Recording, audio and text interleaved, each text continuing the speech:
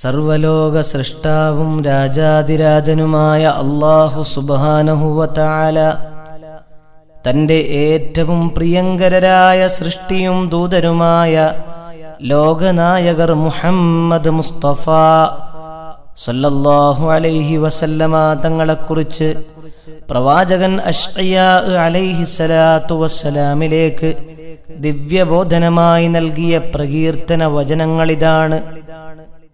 നിശ്ചയമായും മാതൃഭാവനായ ഒരു പ്രവാചകനെ നിയോഗിച്ചവനാണ് ഞാൻ.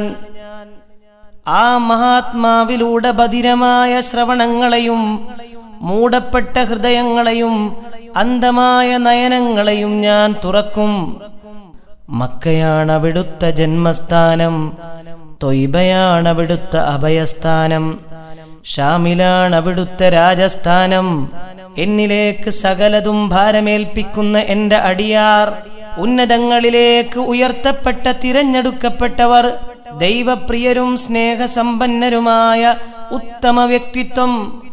ആ മഹാൻ തിന്മക്ക് പകരം തിന്മയായിരിക്കില്ല പ്രതിഫലം കൊടുക്കുക, പകരം വിട്ടുവീഴ്ചയും മാപ്പും പൊരുത്തവുമായിരിക്കും നൽകുക. സത്യവിശ്വാസികളോട് അങ്ങേയറ്റം കരുണയുള്ളവരായിരിക്കും.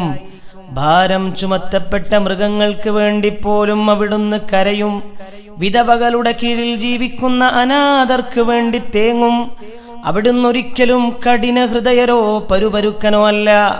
അങ്ങാടികളിൽ അലങ്കോലമുണ്ടാക്കുന്നവരല്ല, മ്ലേച്ഛത കൊണ്ട് മോടി കാണിക്കുന്നവരല്ല, അശ്ലീലത വെച്ച് വാചാലത കാട്ടുന്നവരുമല്ല.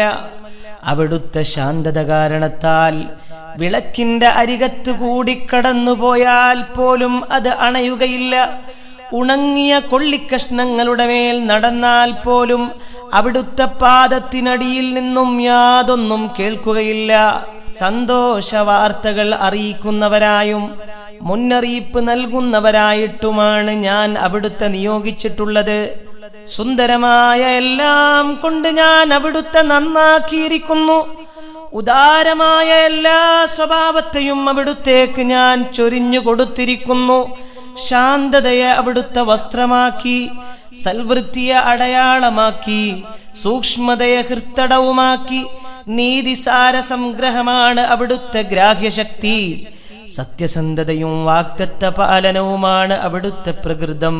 വിട്ടുവീഴ്ചയും പൊരുത്തപ്പെടലും സുഹൃതങ്ങളുമാണ് സ്വഭാവം.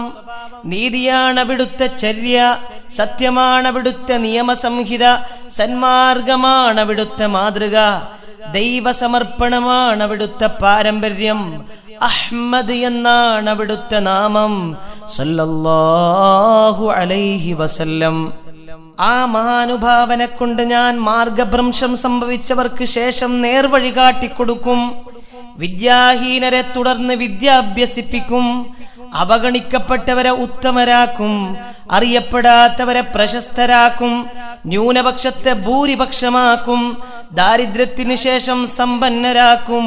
വിഭാഗീയതയ്ക്ക് ശേഷം ഏകസ്വരക്കാരാക്കും.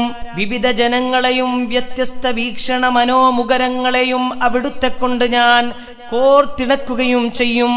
അങ്ങനെ അവിടുത്തെ സമുദായത്തെ ജനങ്ങൾക്കായി പുറപ്പെടുവിക്കപ്പെട്ട ഉത്തമ സമുദായമാക്കി തീർക്കും. സല്ലല്ലാഹു അലാ മുഹമ്മദ് സല്ലല്ലാഹു അലൈഹി വസല്ലം.